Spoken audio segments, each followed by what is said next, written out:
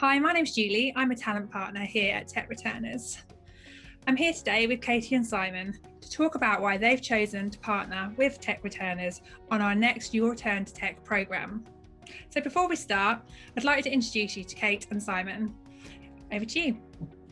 Hi, I'm Katy Parsons and I'm a developer lead here at Holiday Extras. And I'm Simon Wood. I'm Associate Director of Technology here at Holiday Extras.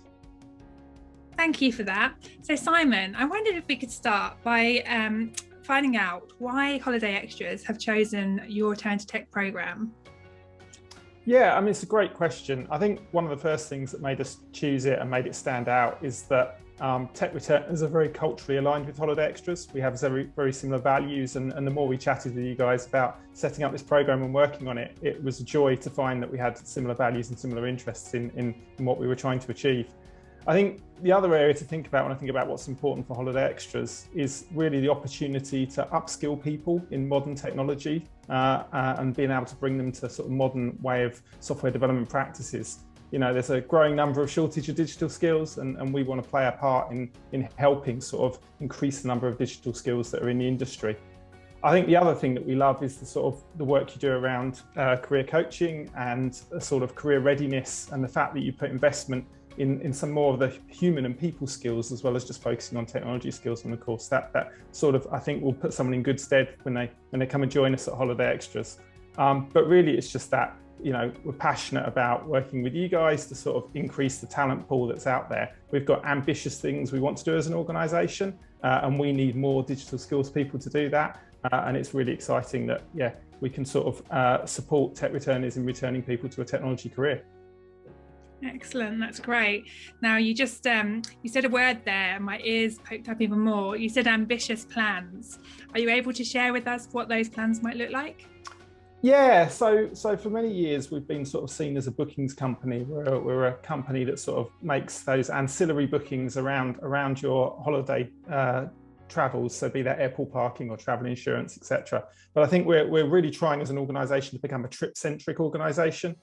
We know an awful lot about someone's trip. We know what airport they're departing from and where they're going on holiday, and we'd love to help them with more elements of that trip. So we've been broadening our product offering. You know, we do car hire overseas now and overseas transfers, but it's about more than that. It's really about the experience. We're investing a lot in mobile, and we're investing a lot in that. You know, you tell us that you've booked a holiday, and now we're going to make that holiday really, really special.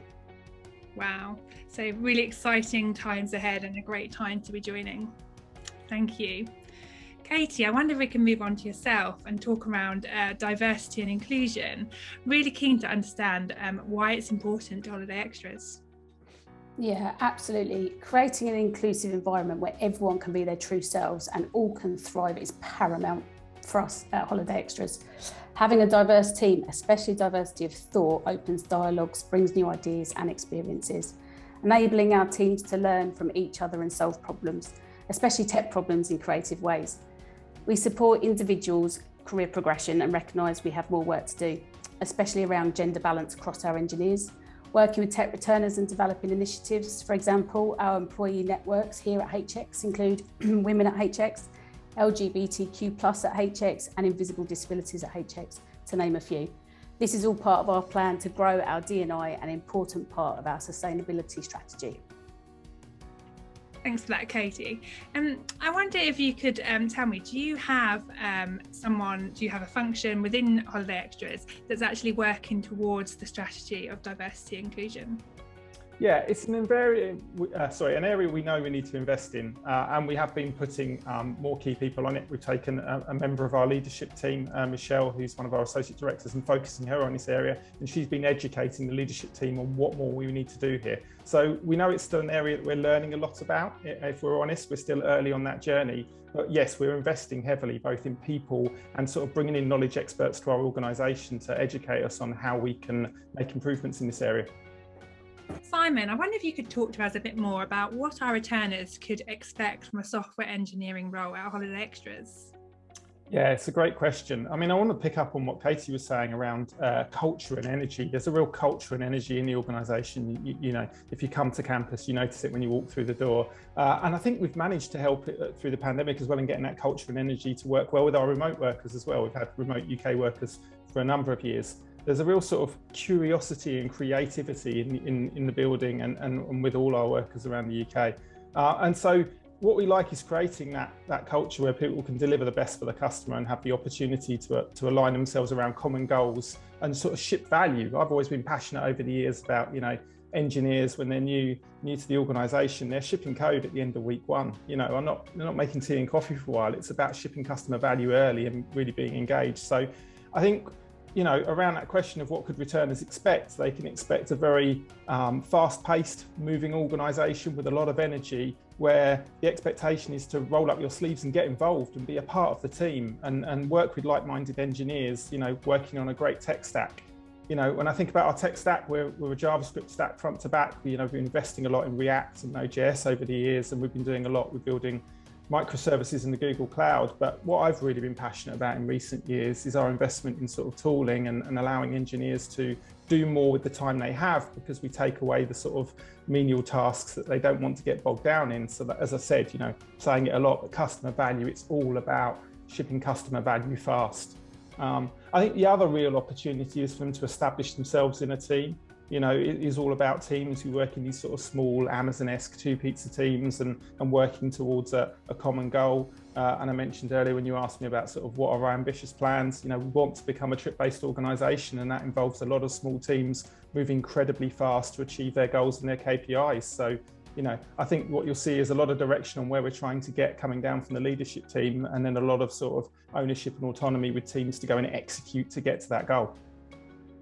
That's amazing. So you spoke about the tech stack, which is great. I wonder if we could touch on your kind of structure and working patterns. One thing that I was really pleased to hear about when first interacting with you guys was that remote working wasn't new for you. So when the pandemic hit, the stress and strains of working from home was actually a lot easier because you've been doing it for so long. I wonder if you could talk about the flexibility within a role at Holiday Extras as a software engineer. Sure. So I'll answer the structure question first and how we answer, and then come on to the remote working. But yeah, as I said, we work, it's very common in technology teams now to work in agile 2 pizza teams, and that's how we structure ourselves. There's about 8 teams across tech and product today, but we are growing that, and I expect that to get into the teams soon. And they are, 2 to 7 engineers with a product manager and having the other support roles that they need around that, be that QAs, testers, delivery managers. But they have a very clear goal and set of targets they're going after, and they're working in that. But those teams also intermingle. They intermingle in learning and development time. We have hack days. We try to sort of cross-pollinate the learning around the organisation as well. So, your typical agile, we're not strictly Scrum, but, we use a bit of Kanban as well, but it's 2 weekly sprints. It's demoing back to the exec team, and that's how we organise things. But yeah, regards to flexibility of being remote, yes, we've had many challenges, as most organisations do, and as I mentioned earlier, finding the digital and technical skills we need in our organisation. So when we struggled to hire in Kent about 4 years ago, we expanded our job offerings to around the UK, and we've been hiring remote engineers around the UK ever since, and with great success. Some of our strongest engineers in our strongest teams are fully remote. And it works well. They've adapted to that style. So, as you say, hitting the pandemic, it wasn't new to us. We've also got some tech partners overseas as well. So we have a small engineering team in India, and we've got a small engineering team in Sofia, and we're looking to expand possibly into Athens as well in Greece. So when possibly half the engineering team is either remote in Kent or remote across the UK or in other parts of the world, you have to adapt. You have to work as though the team is fully remote. That's great. No, thank you. And I know that certainly it opens up many more opportunities for people to be able to join such an amazing organisation. So it's really refreshing to see, and we're really excited to be working on our first remote programme with you. So Katy, coming back to yourself, obviously, every organisation has a different view of what success looks like to them. Thinking about Holiday Extras, what does the success of your programme look like to you? Successful programme for the candidate would have seen them have a great experience with us, grow their confidence being back in tech with the help and support that they need, Helping people return confidently to an industry they love. In an industry that moves so fast, many people find it tough to re-enter after taking time out. The people coming through the programme have an average of 12 years experience. That's a great deal of knowledge, but it's also a great deal of experience for us to gain. And I think finding people that potentially could stay with us in the long term to build upon our already strong team of engineers, yeah, that's what success looks like for us. That's great, thank you. And you touched on kind of confidence as being a key thing. What do you think helps to improve people's confidence when returning to a software engineering role, and how can you support that? Well, that being one of my main roles in the business, bringing people in so they feel comfortable, they get to know their team, they understand what their role is within that team. They have a voice in that team. You know, it's all about making them realise and for them to understand exactly what their potential is. Yeah, I think learning and development is really key within the organisation, and us supporting in every way that we can just brings that all together. That's really good to hear, thank you. And my last question for today, I'm going to pass over to yourself, Simon. I wonder if you could tell us why returners can add great value to holiday extras. Certainly. So I think the real value comes in the answers we've given to the other questions around that, helping us to extend our diversity. I think it's the experience that's coming in. You know, these people have previously been successful in their careers before taking a career break. So I think they're going to come in with alternative viewpoints on things. I talk a lot, I remember talking a lot with Katy when she joined our organisation about fresh eyes. I love bringing people in. I love rewarding the team we've got and growing them as well. But I love bringing fresh people in because it brings new ideas and an injection of talent that sort of shakes things up in a good way. So it's that sort of thinking differently. I think also sort of diversifying our team will help as well. You know, we do have a predominantly male engineering team now. We have some female engineers, but if we can create a more diverse team in that, it'll help. You know, I don't want to be sort of gender specific, but often the person arranging the holiday, certainly in my household, is my wife rather than myself. So they're the people that are getting excited about it. We want customers, you know, to be have features built for them that have been built for them by people that think similarly to them. So there's definitely a real sort of push here around sort of yeah, I said increasing the diversity across our team, working with people who've previously been experienced and skilled in their profession before and are now coming back. These aren't sort of junior graduate engineers. These are people who have been successful before, have taken a career break, and now we want to support them coming and adding value to our organisation. That's great, thank you. And one thing that I just wanted to touch on that from working with holiday extras to date was around your progression framework. I think something that's really important to a lot of our returners is progression, because they might be coming in at a mid and have previously been at a senior level. Can you just talk a little bit about your progression framework and how it works?